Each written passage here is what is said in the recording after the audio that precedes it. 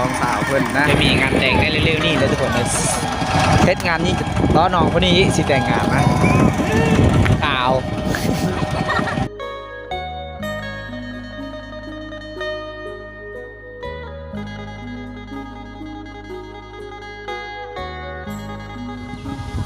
เอาสบายดีทุกคนสบายดียามตอนบ่ายทุกคนเลยตอนนี้กับเวลา1 โมงกับ27 นาทีทุกคนนะตอนนี้ไอเจเดินทางมาที่หมู่บ้านแล้วทุกคนนะสีพาทุกคนไปรับชมวิถีชีวิตชาวบ้านในบ้านเลยทุกคนตอนนี้ทางคุณเจ้า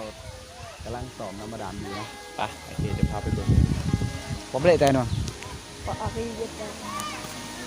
หาไม่ไปเด้อพี่ผมเบื่อเด้อเลยพี่เจ้าไทยของคนไทยพี่มองเห็นดูทางนี้คือเจ้าได้แปลงน้ำบาดาลนะมันเป็นน้ำบาดาลรวมคือเจ้าเลยมาสอมแล้วทุกคนจะพามาเบิ่งอันนี้ก่อนโอ้เขาต้องแบ่งเป็นคุ้มเป็นหน่วยได้นี่เลย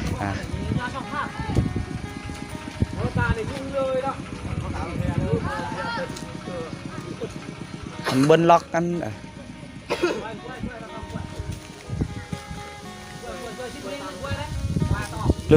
ลึก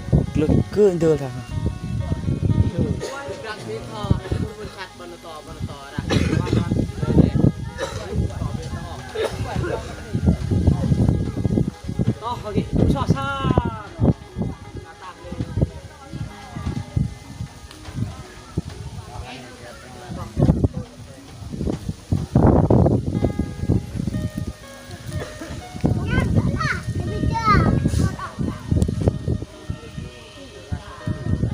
ข้าเจ้าซ้อมแล้วนะทุกคนแต่ว่าข้าเจ้าซ้อมกะมันบ่มีน้ำเขาสูบกระน้ำบ่ได้ออกเลยได้ทุกคนเลยนะโอ้หมอนขนาดนะข้าเจ้า60 ราคาใช้น้ำไว้เดียวตัวนี้ทุกคนนะเขาซ้อมแล้วตอนนี้ข้าเจ้าเมื่อบ่ได้ออกเบิดนะแห้งหมดแล้วทุกคนเลย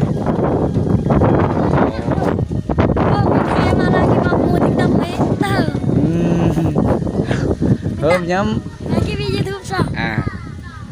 โอ้ FC ถาม FC เอาลงซอง YouTube ทางนี้เขาเจ้ากำลังปั๊มหัวขานะทุกคนหัวขาเขาเจ้าจะเพิ่มอันกำลังจะใส่อาหารได้ตัวนี้ก็เยอะก็จ้อยไหนสไลด์เจือไอ้ตาซ่า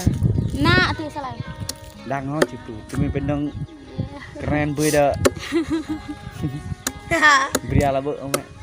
เขาปฏิยังเด็กกูแห้งกระเบือกระยะแห้งตาอ่อนแนวโอ้ยต่อละเจอ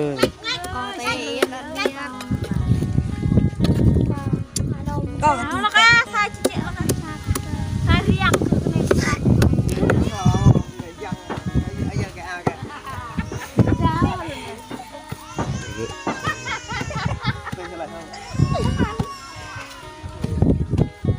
คือมาสะพานคนไปเด้อ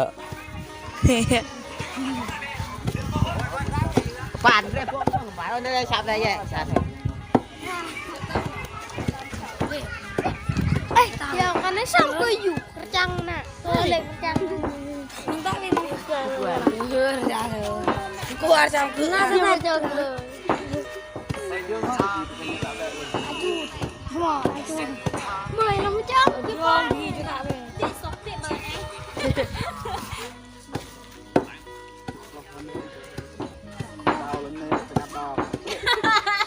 ไปนะ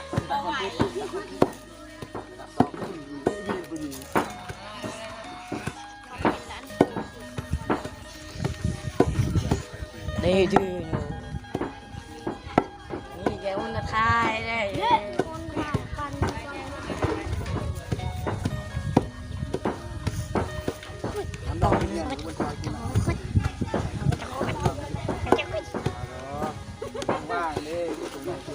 บางเราก็บอกเบิ้ลเวลาแค่ไม่มีรูปการแต่ก็ใช้อยู่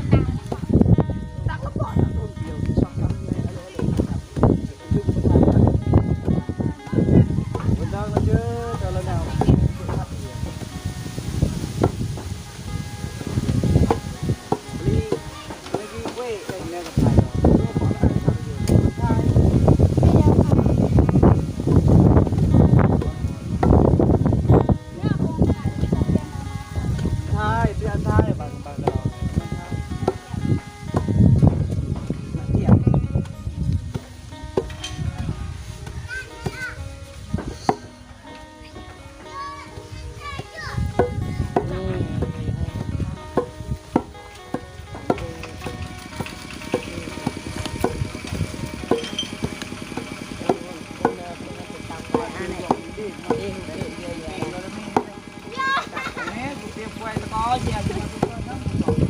Chưa sao rồi thì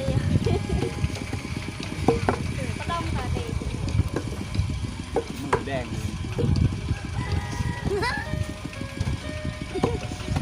Giờ chăng.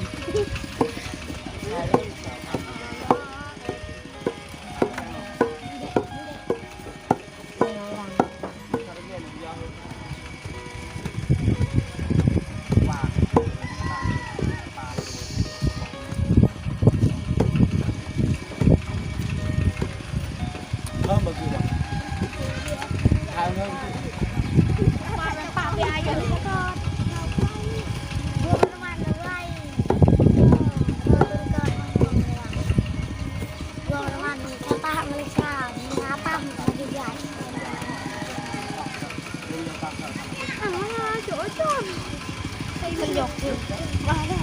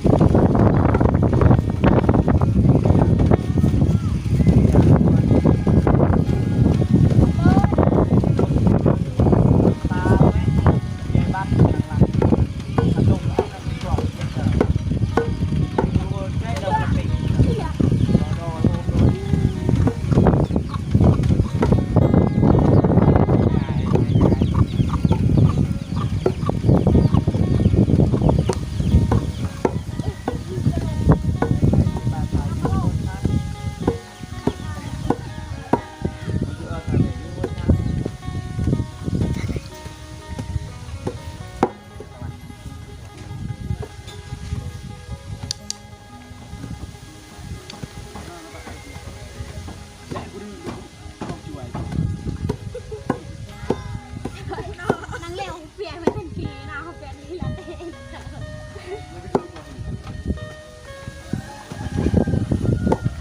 đang vui lên không nạn ơ chưa hin nhà ăn có nhiều con cười thế này cho mình chưa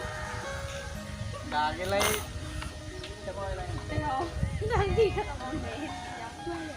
kita rejak jumpa dengan si terkenal. Aduh, iya kan. Sampai tak kudu si petat kuwi, pancet nang kuwi.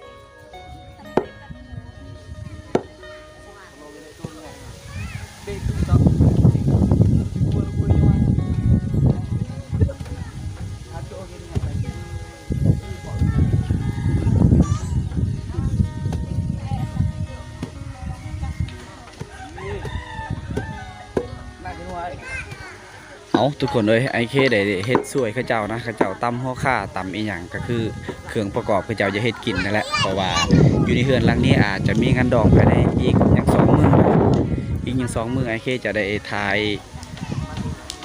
ายทอดให้ทุกคนได้เบิ่งดอกโอ้คือแท้ต้องได้ช่วยกันนะเขาต้องได้ช่วยกันเฮ็ดสวยกันนี่แหละไม่ก็เป็นป้วน ไม่แคร์เว้ย Là sao có chết là thông không?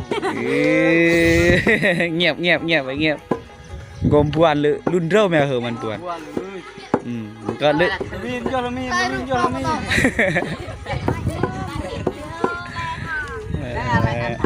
ทุกคนเลยโอเคจะได้พาทุกคนไปเบิ่งนะให้เจ้าได้การเก็บงานดอกนะเพราะว่าเดือนนี้นะงานดอกหลายทุกคนเลยโอเคถามในวีดีโอก่อนก็คือเหือนหลังนั่นนะนี่คือเหือนหลังนี้เป็นเหือนลุงตาโอเคโอเคก็เลยบอก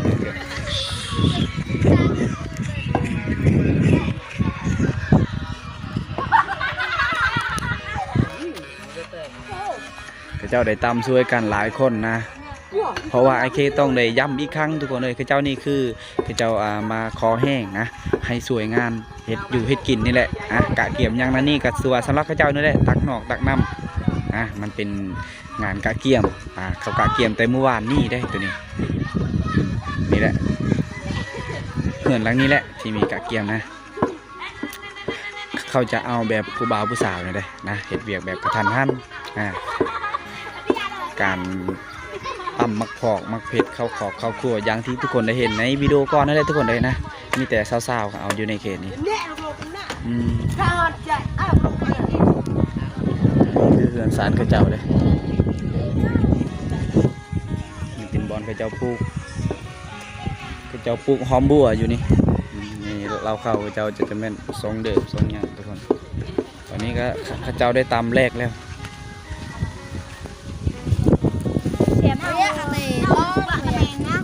ชาเลยก็ลองก็มองว่าขนาดอาเต้คือในเรื่องเนี่ยจ่าอาเต้ก็มองคือตัวจั่วปะนะกรึ้งอากอยตีเหรอ buông là bớt ก็จะจั่ว ít phương trước buông nào ở đây đúng nó mệt đấy sao mà mệt rồi sao trời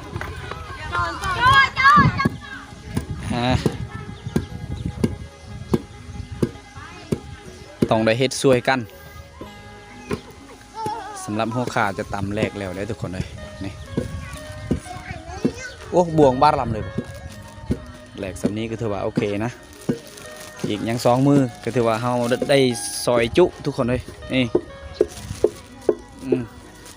ยัง2 มือ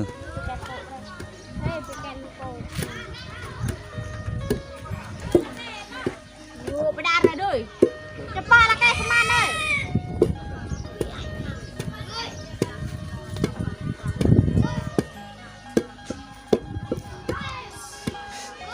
6 โมงthì vừa đợi 6 โมงป่ะ5 โมง 6 โมงsẽ đàoป่ะ 4 โมงsớm kia đó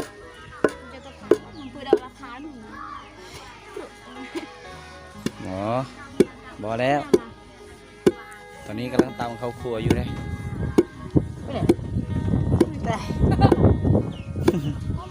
เปลี่ยนกั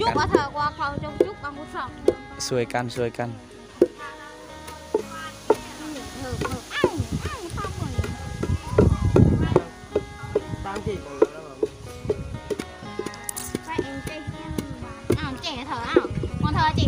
ตะวิ่ง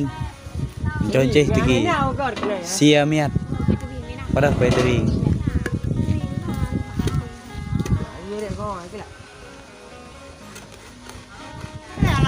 พระเจ้าต้องเห็นหลายขั้นตอนเพื่อสิให้เป็นข้าวคั่วนะทุกคนตอนนี้เอาวงมาตักแล้วมาพัดมายังตะวิ่งต่างหรือตะวิ่งนี่ต่างแล้วบนดอกมันหอย cái khai bơn chết rồi lại ไปเด้อตัดเด้อสาวน้อยบ้านป่า này nhìn nữa ก็เจ้าเฮ็ดบ่เป็นเยอะๆแยด lại bơm đi เจ้ากำลังเฮ็ดได้ตอนนี้โอ้พอแห้งเพื่อสิแตกในกลอลักครั้งที่ 2ต้องได้เฮ็ดอีกครั้งที่ 2โมบางทีแบบน่าเดามัน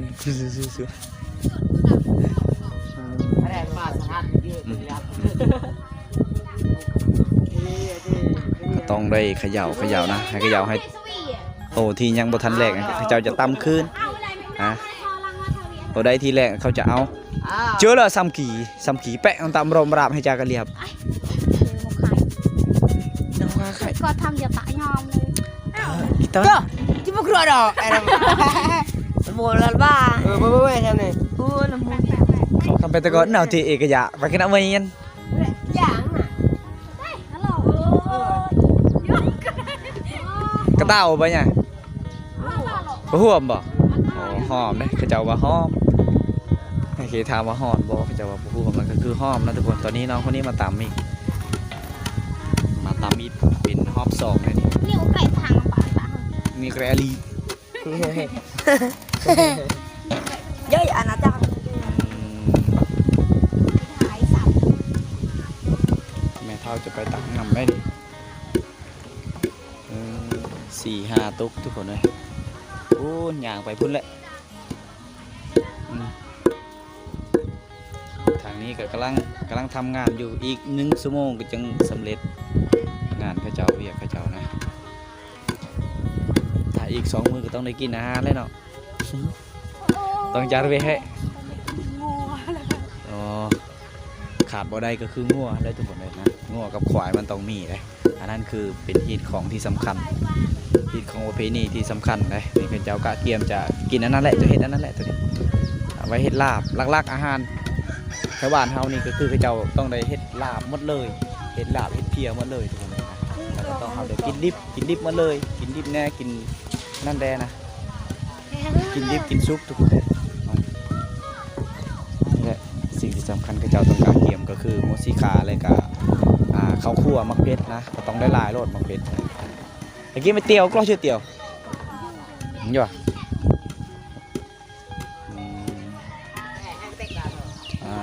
เอาทุกคนเลยได้ผ่านไปหลายนาทีนะทุกคนตอนนี้คือเจ้าได้เริ่มต่อขั้นตอนที่เฮ็ดมักเพชรให้มันแรกตำมักเพชรให้มันแรกนะทุกคนตอนนี้ก็สีขึ้นเบิ้งอยู่เฮือนพระเจ้านะทุกคนนะ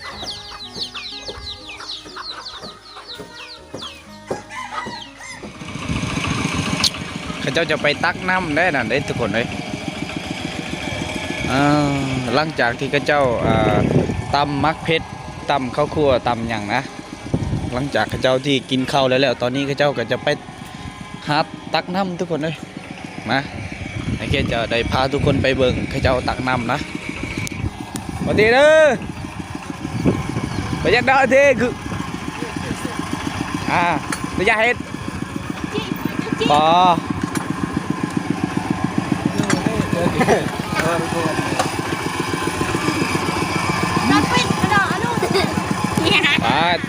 ตอนนี้เขาเจ้าย่างลัดหรือว่าขี่รถไฟลัดมาทางนี้เลยเขาเจ้าจะไปเอากระปุยอยู่ในเหือนหลังนั่นนะทุกคนผู้สาวนะมีแต่2 คนเนี่ยเขาเจ้าได้เอานะเด็กน้อยไปนำเดี๋ยวIKCไปยุ่งรถไทยสวยเขาเจ้าทุกคนเรียบบ่เลยเนี่ยบ่ไป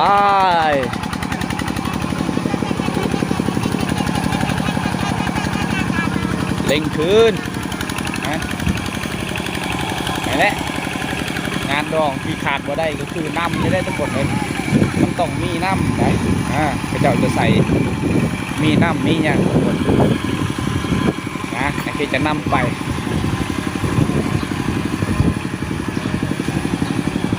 เดี๋ยวตาเดี๋ยวว้าเล็กมอร์เล็กโอ้กวยเด้อ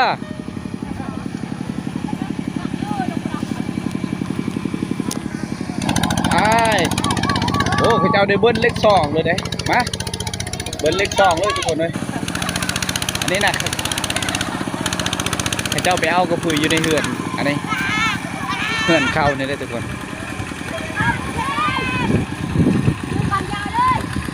น้าวก้อนน่ะ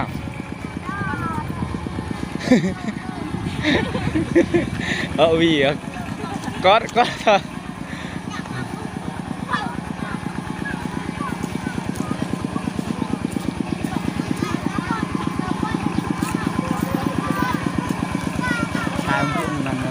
รถมีท้ายนะกวยด้ากวยด้า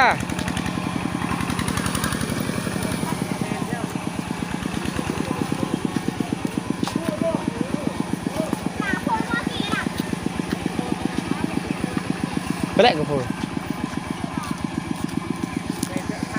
โอเคต้องในย่างลัดผ่านทางนี้นะทุกคนเพราะว่าข้าเจ้าจะเอากระปุยอยู่จุดนั้นโพยให้ล่ำโพยโอ้ยจีเต้เลยจัดนะมาเลยเว้ยนะกันละอย่าเดินเล็กช้าไปไหนกล้องมันโต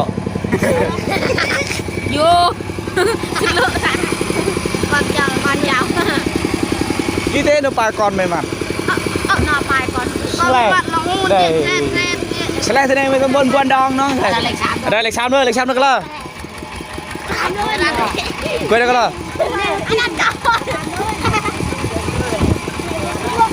กวยได้กันละกวยได้อันนี้เปิดเล็กเจ๊หรือเปล่าอันนี้บ่โอ้mặt hay bên thái nhá đừng chợ bảo quay đó có lo cái loให้ได้เลย บ่ให้ตัวเดิงใส่สลิงบ่ใส่เจ้า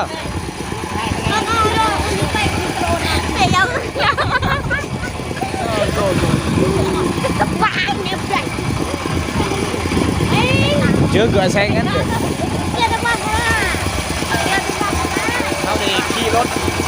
không xe ở đây mộtคนđấy điผู้สาวสองคน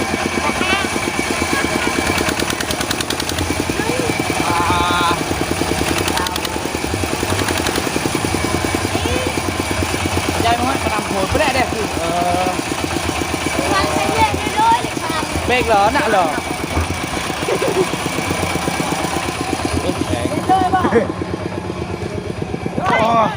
นี่เอาลงแล้วทุกคนลงก่อนมูนะแต่เอ้ย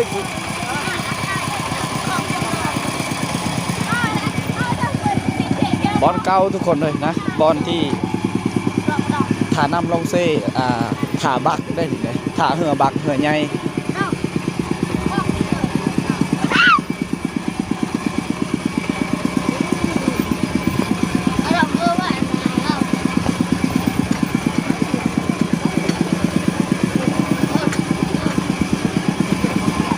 ว้า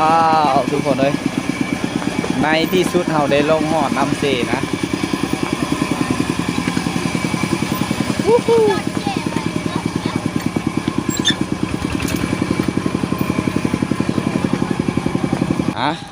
ตอนนี้เราได้ย่างหอดย่างลงเสทุกคน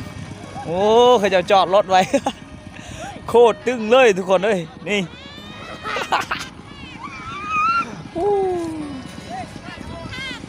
โคตรตึงเลยเขาจะจอดรถ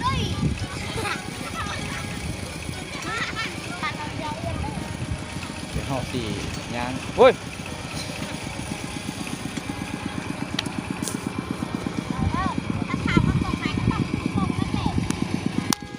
ว้าวอาการเท่าไงกระแทกได้ใกล้มัดได้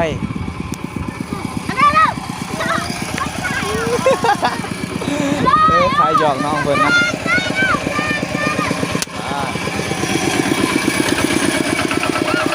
โอเค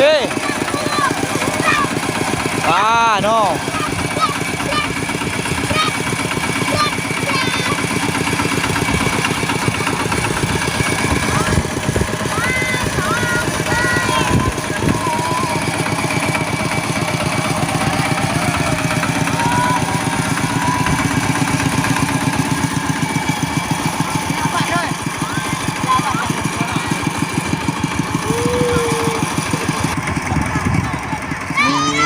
สองสาวเพื่อนนะ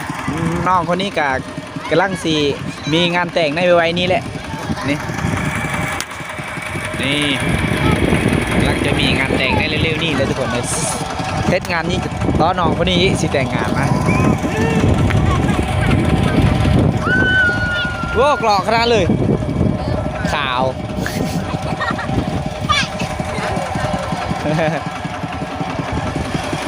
ทุกคนเลยบรรยากาศวิถีชีวิตนะสาวลาวในโซนบดทุกคนเลยมีงานแต่งก็ต้องได้ทับไส้เพียงงานนี้ตอนนี้ก็เข้ากันได้ลงหอดน้ำซีเลยนะ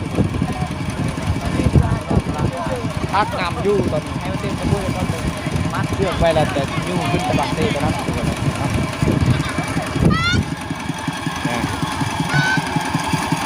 3 คนตักมันจะไหวนะคุก็มีอยู่2นะกระปุกอันนึงเพราะว่าไป5ยืมกระปุกเข้ากับมันเบิดแล้วของเขาก็เลยไปว่าเอาอันนึงตัวนี้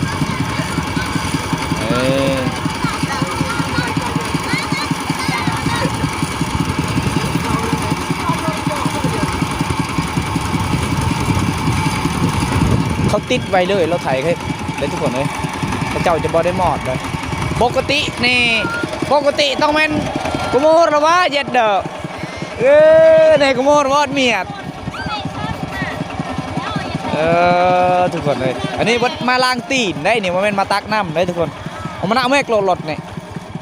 บอกเมมเบอร์เฉยเด้ออยู่อ่ะข้าเจ้ายังบ่ทันอาบน้ำข้าเจ้าขามมาไปพูดนะข้าเจ้าอันใส่เหือใหญ่นี่แหละขามไปขามรถจักรได้ทุกคนรถจักรขามได้นะ รถใหญ่ก็ขามได้ก็ต้องขามด้วยบักใหญ่ถ้าว่ามีรถใหญ่นะดีไปโลนะทุกคนเลยบึ้นตอนนี้จัดไป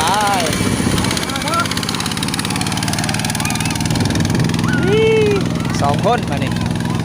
2 คน3 4ยุ่งไปโอ้ยเรียบเลยโกรธ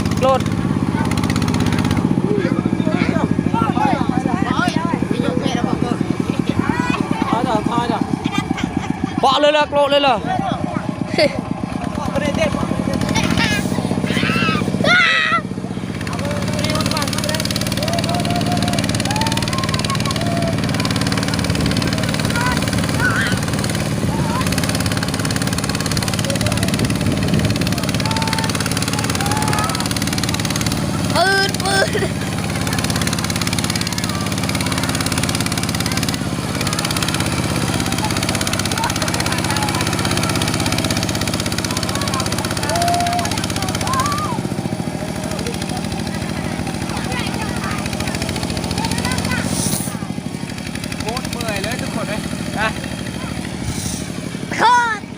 โอ้นี่ก็ผู้สาวลงอาบน้ำได้นี่ทุกคนเลยพระเจ้าลงอาบน้ำเลยก็ลงสักเครื่องไปพร้อมนะ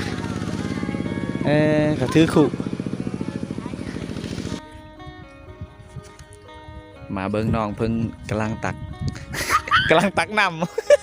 ำ กำลังสักเครื่องเลยทุกคนนะมานั่งเบิ้งนะทุกคนเลยสักแบบง่ายๆนี่โลดน้ำหอมเด้มันจะม่อมว่าน้ำหอมเด้น้ำมาให้ได้กูคนนี้ 2 คนก็จะมาลงอาบน้ำก่อนโมนะตอนนี้ก็4 โมง 16 โมงไปแล้วทุกคนเลยถ้าว่า5 ฮอด4 5 โมงก็อาจจะมีหลายเด้อผู้สาวลงมานี่แถวๆนี้เต็มเขาจะได้ลงอาบน้ำในตอนแรงนะทุกคนแต่ว่าตอนนี้นะฮะก็เห็นน้อง2 คนไอ้ก็เลยบ่ได้ขึ้นนะจะพาทุกคนไปเบิ้งน้องเพื่อนวิถีชีวิตการซักเครื่องในเขตชนบทนี่อันนี้คือฟองสบู่เลยมันเป็นฟองนะหนอกคนทัวนะตะกุยเหิมเลยเนี่ยหนาวเอาทุกคนเลยนะตอนนี้ไอ้เคเดย่างขึ้นสะพังเซ่ทุกคนเลยไปตักน้ำกับน้องๆเพื่อนที่กะเกียมงานดองนั่นแหละทุกคนเลยนะนี่แหละมันเป็นวิถีชีวิตอยู่ในชนบทนะวิถีชีวิตสาวบ้านอยู่ในเขตชนบทอยู่ในยามนี้ทุกคนเลยนะฤดูแรงนะนี่แหละเจ้าจะตักน้ำตักในหลักๆก็มีหลายก็คืองานดองทุกคนเลยนะนี่ก็ทางคุณมีแต่สาวๆกำลังอาบน้ำอาคิดจะบ่ได้เบิ่งนะทุกคนเลยเอาทุกคนเอ้ยวิดีโอนี้กะอย่างที่ทุกคนได้เห็นนะได้ทุกคนเลยนะวิดีโอนี้ไอเคจะขอโจ้ไว้สักนิดทุกคนเลยนะอย่าลืมติดตามวิดีโอใหม่ตอนต่อไปทุกคนเลยบ๊ายบายทุกคนเลย